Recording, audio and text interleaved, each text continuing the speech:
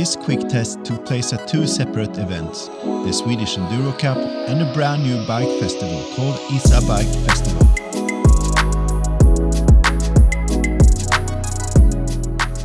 So the bike behind me is a Canyon Spectral on. Let's do a quick test. I'm not entirely sure what version this is. It's a 150 bike, at least I know that much. And it's got a Fox 36 rhythm up front and the regular floats in the rear. But I heard a rumor, which I don't know if I'm allowed to say, that there will be another version coming out very soon.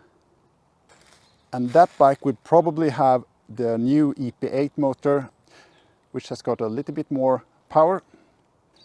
And the new version should also come with a longer fork, a 160 fork.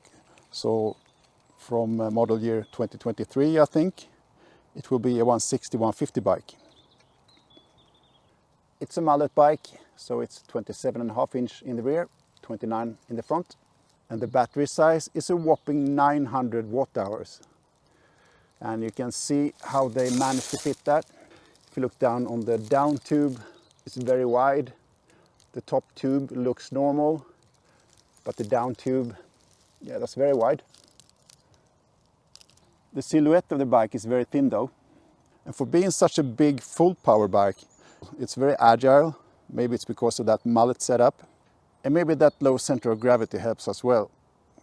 If we look at the profile of this bike, it's very similar to the Specialized Turbo Levo. When it comes to that rear suspension design, it's almost identical.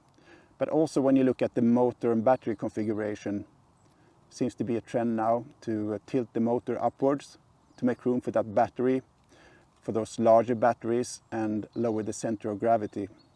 So there's nothing wrong with that. It's a winning concept, it seems.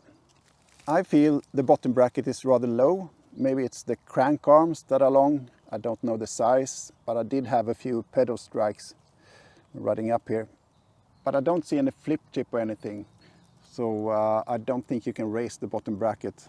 If I was to purchase this bike, I would buy 160mm crank arms, as it is on the Turbo Levo as standard. The tires are excellent on this bike, Minion DHR2s in the rear, and as the guys in the front. It's EXO casing in the front and EXO Plus in the rear. Okay, let's take it for a spin.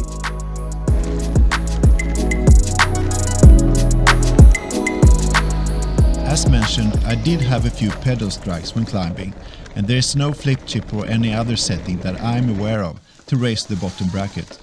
It's still only 165mm crank arms, but I would change them to 160mm straight away.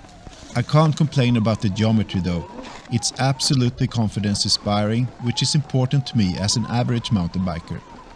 Sharp bends are no problems either, it's a mullet after all. Even if I like the Bosch motor better than the Shimano motor, it's not a deal breaker. The Shimano EP8 is a strong and smooth workhorse.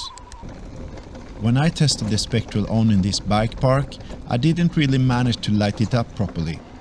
Tuning the suspension is of course important, and we really didn't get to do that before this short test ride. This was also my first bike park ride of the season, and I felt a bit awkward the first hour.